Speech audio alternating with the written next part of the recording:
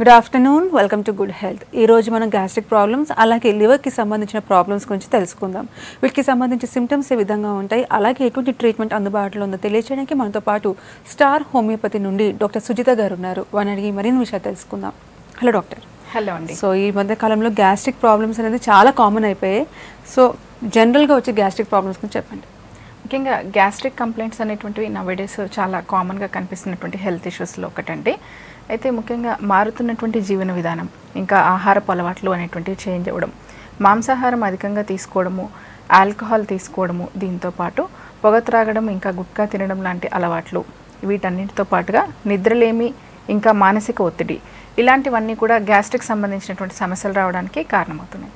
జీర్ణాశయ సంబంధ సమస్యల్లో ముఖ్యంగా మనకి అసిడిటీ కానీ, గ్యాస్ట్రైటిస్ కానీ, అల్సర్ కానీ, లివర్ రిలేటెడ్ కంప్లైంట్స్లో ముఖ్యంగా ఫ్యాటీ లివర్, వీటితో పాటు జాండీస్ కానీ, ప్యాంక్రియాటైటిస్, ఇంకా పిత్తాశయంలో రాళ్ళు, ఇలాంటి సమస్యలు అనేటువంటివి కామన్గా మనకి కనిపిస్తూ ఉంటాయి.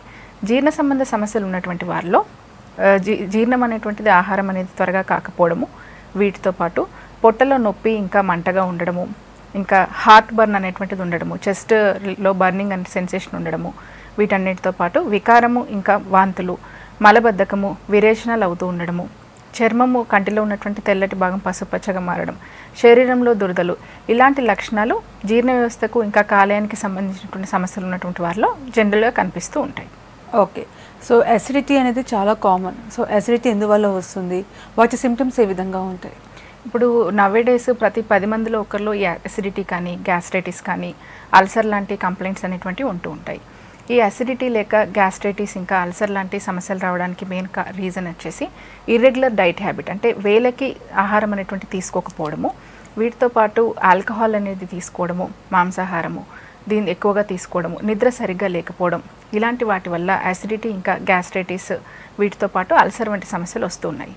ఇలాంటి సమస్యలు ఉన్నటువంటి వారిలో పొట్టలో నాభి పైభాగాన నొప్పి ఉండడంతో పాటు బర్నింగ్ సెన్సేషన్ ఉండడము, దీంతోపాటు వికారం ఇంకా వాంతులు, ఆకలి తగ్గిపోతూ ఉండడము, బరువు తగ్గిపోతూ ఉండడం, మలబద్ధకం లాంటి సమస్యలు అనేవి ఉంటాయి.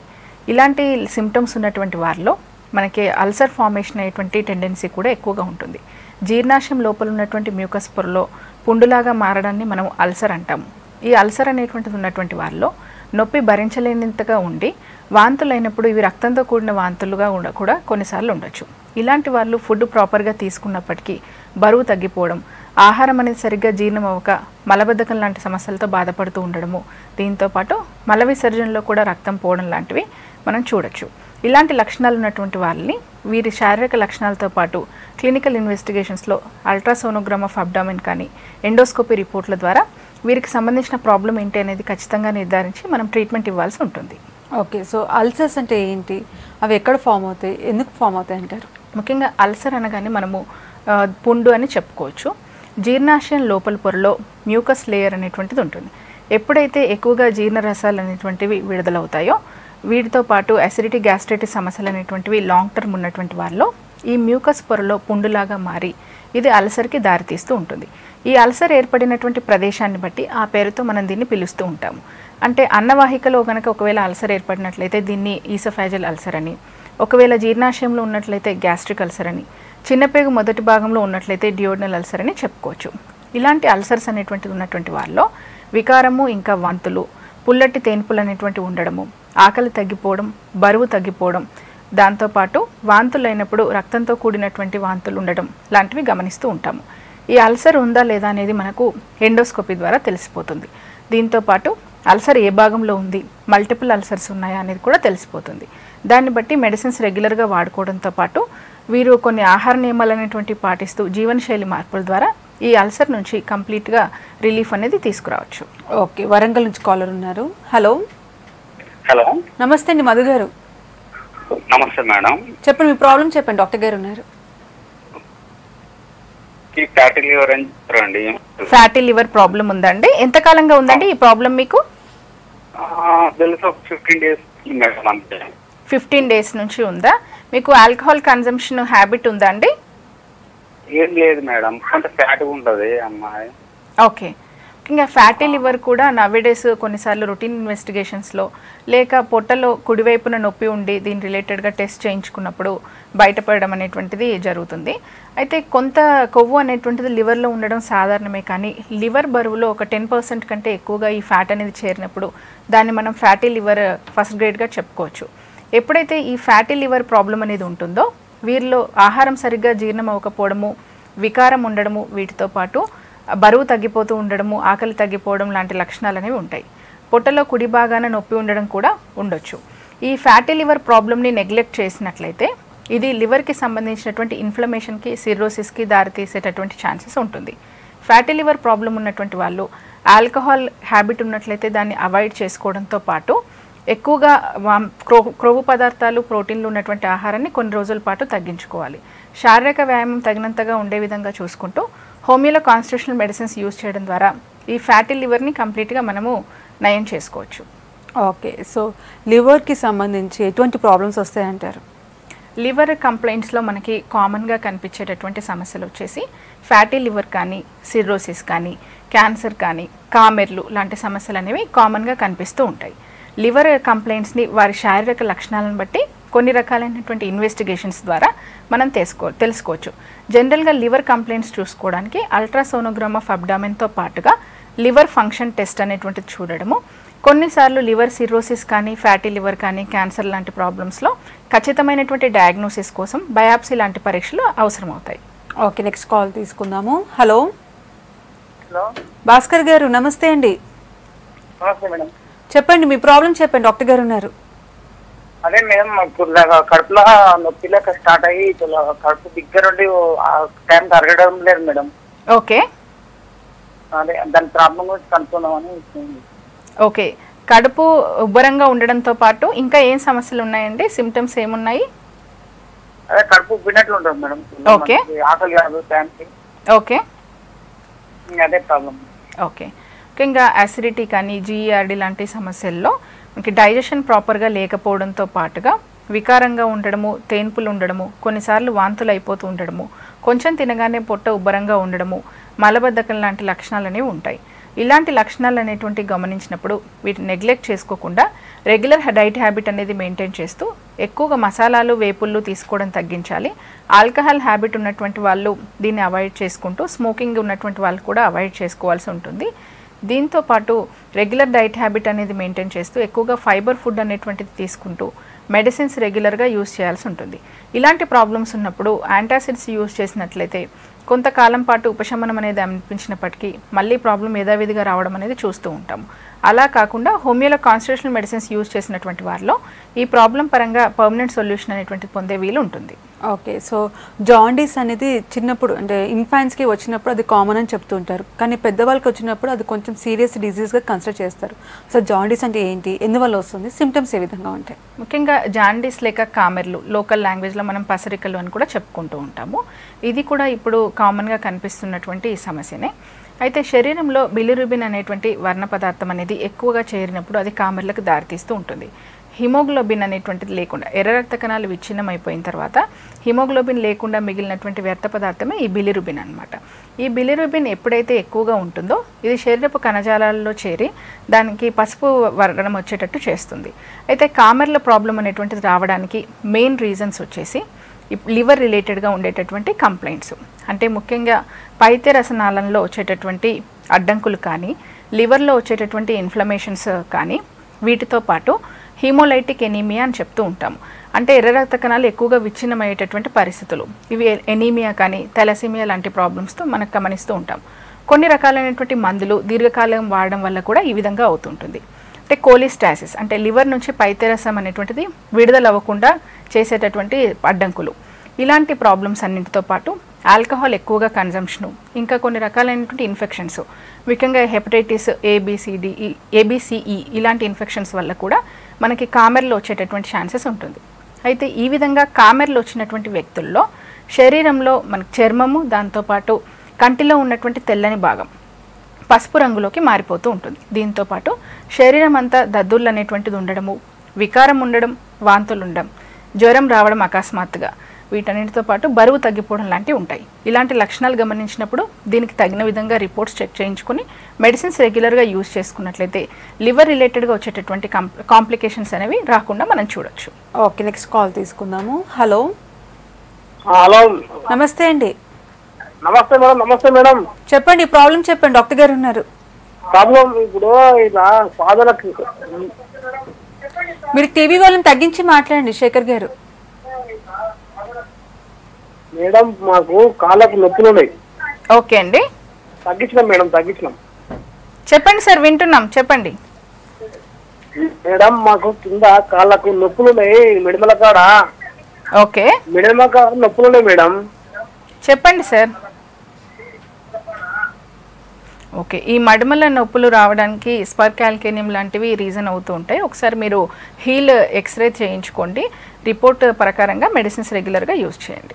ఓకే, సో గ్యాస్ట్రిక్ ప్రాబ్లమ్స్కి సంబంధించి ఇంకోటి విషయం జీఈఆర్డీ అని చెప్తుంటారు, రిఫ్లెక్స్ డిసీజ్ అనేసి. వాటి సిమ్టమ్స్ ఏ విధంగా ఉంటాయి, దాని గురించి చెప్పండి. గ్యాస్ట్రో ఇసోఫేజియల్ రిఫ్లెక్స్ డిసీజ్ అంటాము.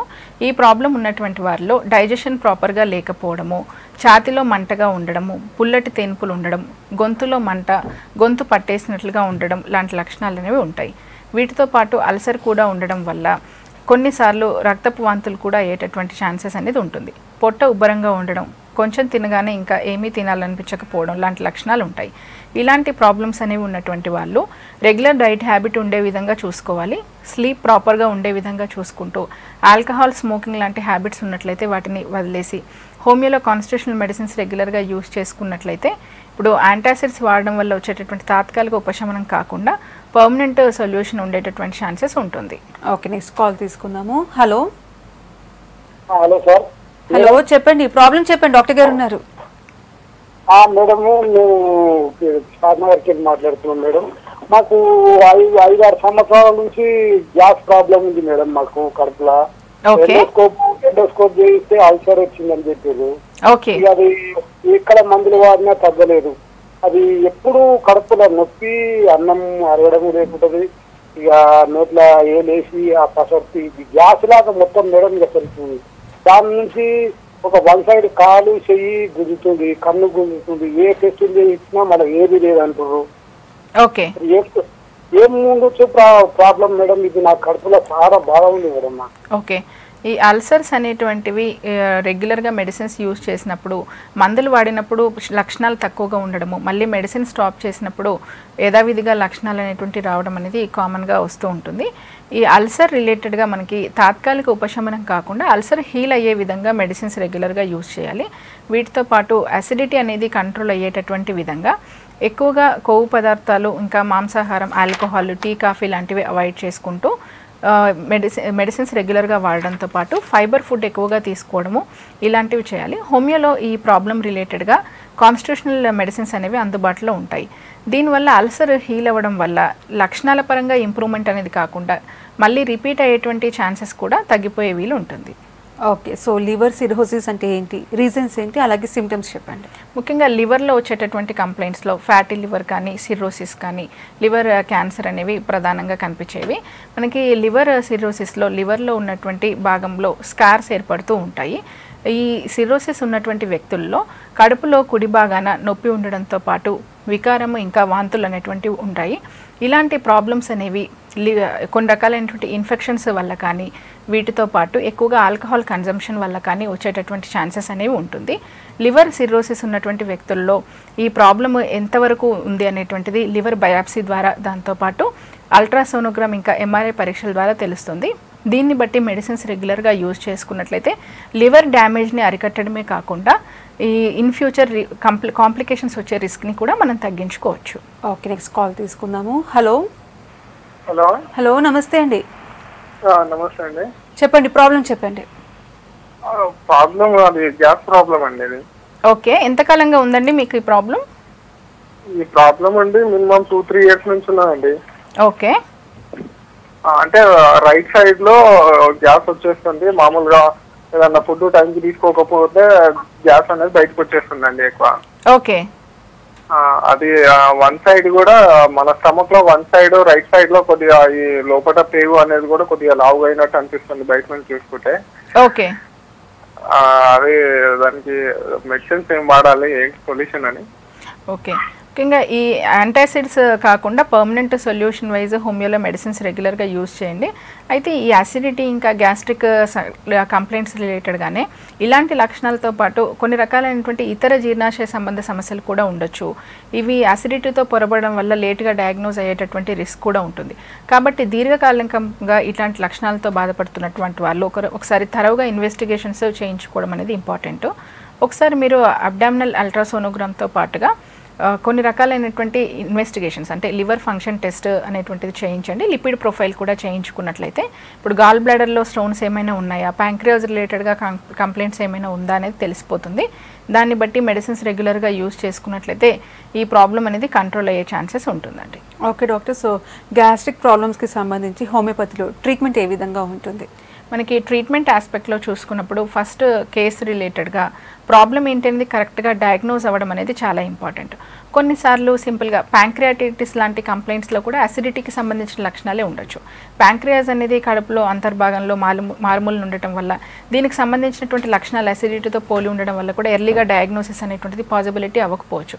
కాబట్టి తరవ ఇన్వెస్టిగేషన్స్ ఫస్ట్ పేషెంట్కి సంబంధించినటువంటి లక్షణాలు వీటితో పాటు కొన్ని రకాలైనటువంటి క్లినికల్ ఇన్వెస్టిగేషన్స్ని కోరిలేట్ చేస్తూ ప్రాపర్గా డయాగ్నోసిస్ అనేది చేసిన తర్వాత వారికి సంబంధించినటువంటి మానసిక లక్షణాలు, దీంతో పాటు వంశం పారంపర్య అంశాలు వీటన్నిటిని కూడా దృష్టిలో ఉంచుకొని జెనెటిక్ కాన్స్టిట్యూషనల్ సిమిల్మం ఇవ్వడం జరుగుతుంది. దీనివల్ల అసిడిటీ ఇంకా గ్యాస్ట్రైటిస్, అల్సర్ లాంటి కంప్లైంట్సే కాకుండా ప్యాంక్రియాటైటిస్ కానీ, ఫ్యాటీ లివర్ కానీ, వీటితో పాటు కామెర్ల లాంటి ప్రాబ్లమ్స్ ఏమైనా ఉన్నా, పిత్తాశయంలో రాళ్ళు, ఇలాంటి సమస్యలకి మనము మంచి పరిష్కారం హోమియోపతిక్ ట్రీట్మెంట్ ద్వారా ఇవ్వచ్చు. ఓకే, హైదరాబాద్ నుంచి కాలర్ ఉన్నారు. హలో. హలో, నమస్కారం మేడం. నమస్తే అండి, రాణి గారు చెప్పండి, ప్రాబ్లం చెప్పండి. నా పేరు జన్నారండి. నాకు ఈ రైట్ సైడ్ బాగా పెయిన్ వస్తుంది మేడం. ఓకే అండి. సిటీ అబ్డోమెన్ కూడా చెప్పించాం మేడం. అసలు 5 years అయింది మేడం. అసలు ఎన్ని మందులు వాడినా తగ్గట్లేదు మేడం. బాగా ఇట్లా కడుపు నొప్పి వస్తుంది. ఏమి తినాలన్నా బరువుగా అనిపిస్తుంది మేడం. మార్నింగ్ నుంచి నైట్ వరకు తినకపోతే ఖాళీ నీరసం వచ్చేస్తుంది. రిపోర్ట్స్ లో డయాగ్నోసిస్ ఏం చెప్పారమ్మా? ఏం లేదన్న ప్రాబ్లం, ఏం లేదన్నారు మేడం. ఓకే, మందు ప్రాబ్లం లేదు, ఏ ప్రాబ్లం లేదు మేడం. ఖాళీ ఈ రైట్ సైడ్ లో బాగా నొప్పి వస్తుంది మేడం. టైట్ గా అనిపిస్తుంది, ఇట్లా కూర్చోలేకపోతున్నా మేడం. పొట్ట నొప్పి అంతా వచ్చేస్తుంది. ఓకే, రైట్ హైపోకాండ్రియల్ పెయిన్ అంటాము. పొట్టలో కుడివైపున ఉదరవితానం కిందుగా నొప్పి అనేటువంటిది రావడం అనేది జనరల్గా గాల్ బ్లాడర్లో స్టోన్స్ ఏమైనా ఉన్నా, మైల్డ్ ఫ్యాటీ లివర్ లాంటి కంప్లైంట్స్ ఏమైనా ఉన్నా ఇలాంటి సమస్యల్లో ఉండొచ్చు. కొన్నిసార్లు యాసిడిటీ కూడా కడుపులో నొప్పికి దారితీస్తూ ఉంటుంది. కాబట్టి మీరు యాసిడిటీ అనేది తగ్గించుకునేటటువంటి విధంగా, డైజెషన్ బాగుండే విధంగా మీ లైఫ్ స్టైల్ని చేంజ్ చేసుకోండి. రెగ్యులర్ డైట్ హ్యాబిట్ ఉండే విధంగా చూసుకుంటూ టీ, కాఫీ తీసుకోవడం అనేటువంటి తగ్గించడం, ఎక్కువగా మసాలా పదార్థాలు తగ్గించి వీటితో పాటు ఫైబర్ ఫుడ్ ఎక్కువగా తీసుకొని, ఒకవేళ ఎక్కువగా బరువు మీరు ఉన్నట్లయితే దాన్ని కూడా తగ్గించుకోవాలి. అప్పుడు ఈ ప్రాబ్లం పరంగా మంచి ఇంప్రూవ్మెంట్ ఉంటుంది. ఈ ప్రాబ్లం పరంగా మీరు డెఫినెట్గా హోమియోలో ట్రీట్మెంట్ అనేది ట్రై చేయొచ్చండి. ఓకే, సో ఈ గ్యాస్ట్రిక్ ప్రాబ్లమ్స్ వల్ల చాలామంది యాంటాసిడ్స్ వాడుతూ ఉంటారు, ఇంకా దాని మీద డిపెండ్ అయిపోతూ ఉంటారు. సో దానివల్ల ఎటువంటి కాంప్లికేషన్స్ వస్తాయంటారు? ముఖ్యంగా ఇవి రెగ్యులర్గా యూజ్ చేసినప్పుడు తాత్కాలికంగా ఉపశమనం అనేటువంటిది లభిస్తూ ఉంటుంది. మళ్ళీ ఈ ప్రాబ్లం అనేది అదే విధంగా రిపీట్ అవ్వడం అనేది చూస్తూ ఉంటాము. అలా కాకుండా హోమియోలో కాన్స్టిట్యూషనల్ మెడిసిన్స్ అనేవి యూజ్ చేసినటువంటి వారిలో ప్రాబ్లం రిపీట్ అయ్యేటువంటి టెండెన్సీ అనేది తగ్గిపోతుంటుంది. అంతేకాకుండా కొన్నిసార్లు కొన్ని రకాలైనటువంటి ఇన్ఫెక్షన్స్, హెలికోబాక్టర్ పైలోరీ ఇలాంటి ఇన్ఫెక్షన్స్ వల్ల కూడా అసిడిటీ కంప్లైంట్సే ఉండొచ్చు. మామూలుగా అసిడిటీ రిలేటెడ్గా కొంతమంది డాక్టర్ల పర్యవేక్షణలో కాకుండా సెల్ఫ్ సప్లిమెంట్స్ కూడా తీసుకుంటూ ఉంటారు. కొన్నిసార్లు పసరికలు ఇలాంటి కంప్లైంట్స్ ఉన్నటువంటి వాళ్ళు నాటు వైద్యం అనేటువంటి తీసుకోవడం కూడా జనరల్గా కనిపిస్తూ ఉంటుంది. ఇలా కరెక్ట్గా డయాగ్నోసిస్ అనేది లేకుండా ఏవి పడితే అవి మందులు యూజ్ చేసినప్పుడు లివర్ రిలేటెడ్గా కాంప్లికేషన్స్ ఇంకా పెరిగేటటువంటి రిస్క్ అనేది ఉంటుంది. కాబట్టి ఇలాంటి జనరల్గా గ్యాస్ట్రిక్ కంప్లైంట్స్ ఏమైనా ఉన్నప్పుడు అవి దీర్ఘకాలికంగా ఉండడము, రోజు రోజుకి తీవ్రత పెరుగుతూ ఉన్నప్పుడు డాక్టర్ల పర్యవేక్షణలో రిపోర్ట్స్ చెక్ చేయించుకొని ప్రాపర్ డయాగ్నోసిస్ తర్వాత రెగ్యులర్గా మెడిసిన్స్ యూజ్ చేసుకున్నట్లయితే త్వరగా ప్రాబ్లం అనేటువంటిది క్లియర్ అవ్వడమే కాకుండా ఇన్ ఫ్యూచర్ మళ్ళీ రిపీట్ అయ్యేటటువంటి టెండెన్సీస్ అనేవి తగ్గిపోతాయి. ఓకే, సో జనరల్గా చెప్తూ ఉంటారు లివర్ హ్యాస్ రీజనరేషన్ కెపాసిటీ అనేసి. సో ఇందాక మీరు కొన్ని డిజీజెస్ చెప్పారు, fatty liver, liver cirrhosis. So ఆ డిజీజెస్ మీద ఈ రీజనరేషన్ కెపాసిటీ ఒక ఎఫెక్ట్ ఏ విధంగా ఉంటుంది? జనరల్గా లివర్ అనేటువంటిది శరీరంలో ఉన్నటువంటి ఒక ప్రధానమైనటువంటి అవయవం. దీనికి పునరుత్పాదక శక్తి అనేటువంటిది ఉంటుంది. అంటే శరీరంలో చర్మం తర్వాత తనలో ఉన్నటువంటి కణాలు ఏవైనా పాడైనట్లయితే మళ్ళీ ఉత్పత్తి చేసుకునేటటువంటి సామర్థ్యం అనేది కాలేయానికి ఉంది. కాలేయానికి సంబంధించి 25% వర్కింగ్ కెపాసిటీ అనేటువంటిది ప్రాపర్గా ఉన్నప్పటికీ అది తన విధులను సమర్థవంతంగా నిర్వర్తించగలదు. అయితే కొన్ని రకాలైనటువంటి ఇన్ఫెక్షన్స్ వల్ల, వీటితో పాటు దీర్ఘకాలికంగా ఆల్కహాల్ కన్జంప్షను, ఇలాంటి వాటి వల్ల లివర్లో ఉన్నటువంటి కణాలు కంప్లీట్గా పాడైతే మాత్రము ఇది కొన్నిసార్లు హానికరంగా పరిణమించవచ్చు. కాబట్టి ఈ లివర్ కంప్లైంట్స్ అనేటువంటిది ఎర్లీగా మనం గుర్తించి దాన్ని డయాగ్నోస్ చేసుకున్నట్లయితే లివర్ అనేది కంప్లీట్ సమర్థవంతంగా వర్క్ చేసేటటువంటి విధంగా ప్రజెంట్ డేస్లో అత్యాధునిక చికిత్సా విధానాలు అనేవి అందుబాటులో ఉన్నాయి. ఓకే, వరంగల్ నుంచి కాలర్ ఉన్నారు. హలో. Hello madam. నమస్తే అండి, మౌనిక గారు. మేడం చెప్పండి, ప్రాబ్లం చెప్పండి, డాక్టర్ గారు ఉన్నారు. నాకు థైరాయిడ్ ఉందండి, దీనివల్ల ప్రెగ్నెన్సీ రావడం అన్న ఇబ్బందిగా ఉంటున్నాను.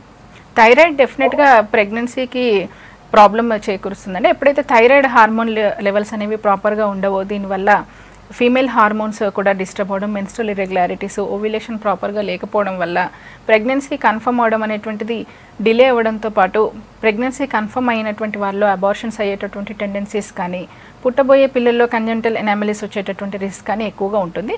కాబట్టి ముందుగా మీరు థైరాయిడ్ హార్మోన్ లెవెల్స్ అనేవి నార్మల్గా ఉండే విధంగా మెడిసిన్స్ రెగ్యులర్గా యూస్ చేసుకున్న తర్వాత ప్రెగ్నెన్సీ ప్లాన్ చేసుకోవడం అనేది మంచిది.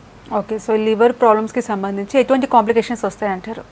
జనరల్గా లివర్ రిలేటెడ్గా మనము వచ్చినటువంటి లక్షణాలను పట్టించుకోకుండా ఒకవేళ వ్యాధి ముదిరినట్లయితే కామెర్లు అనేటువంటివి రావడము, ముఖ్యంగా వీటితో పాటు లివర్ సిరోసిస్, ఇంకా కొన్నిసార్లు లివర్ ఇన్ఫ్లమేషన్ అనేటువంటిది కాంప్లికేషన్స్కి దారితీయడం జరుగుతుంది.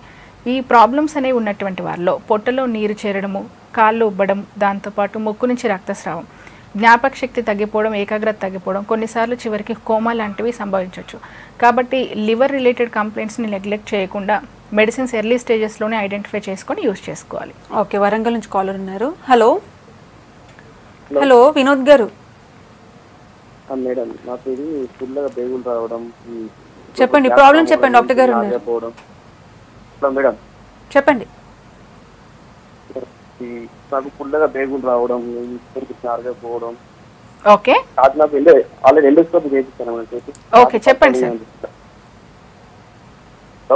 ఓకే, పుల్లటి తేన్పులు రావడము, దాంతోపాటు డైజెషన్ ప్రాపర్గా లేదు అని చెప్తున్నారు. ఇది అసిడిటీ ఇంకా గ్యాస్ట్రైటిస్, జీఈఆర్డీ లాంటి సమస్యల్లో వస్తూ ఉంటుంది. కాబట్టి మీరు అసిడిటీ అనేది తగ్గే విధంగా రెగ్యులర్ డైట్ హ్యాబిట్ ఉండే విధంగా చూసుకోండి. హోమియోలో మెడిసిన్స్ రెగ్యులర్గా యూజ్ చేసుకున్నట్లయితే ఈ అసిడిటీ ఇంకా జీర్ణాశయ సంబంధ సమస్యల్లో మంచి ఇంప్రూవ్మెంట్ వచ్చేటటువంటి ఛాన్సెస్ ఉంటుంది. Okay, so present days life style వల్ల, అలాగే ఈటింగ్ హ్యాబిట్స్ వల్ల ఎవరి నోటి నుంచి అదే మాట వస్తుంది, గ్యాస్ ప్రాబ్లం ఉంది, గ్యాస్ ప్రాబ్లం ఉంది. సో రాకుండా ఎటువంటి కేర్ తీసుకోవాలంటారు? డైట్ విషయంలో ఎటువంటి కేర్ తీసుకోవాలి? ఆల్కహాల్ కన్జంప్షన్ అనేటువంటిది ఉన్నటువంటి వాళ్ళు ఆల్కహాల్ తీసుకోవడము, ఇలాంటి కంప్లైంట్స్ కనిపించినప్పుడు కంప్లీట్గా మానివేయాలి. వీటితో పాటు రెగ్యులర్ డైట్ హ్యాబిట్ ఉండే విధంగా చూసుకోవాలి.